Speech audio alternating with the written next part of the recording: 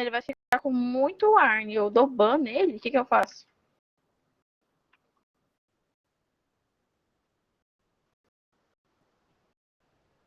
Tá.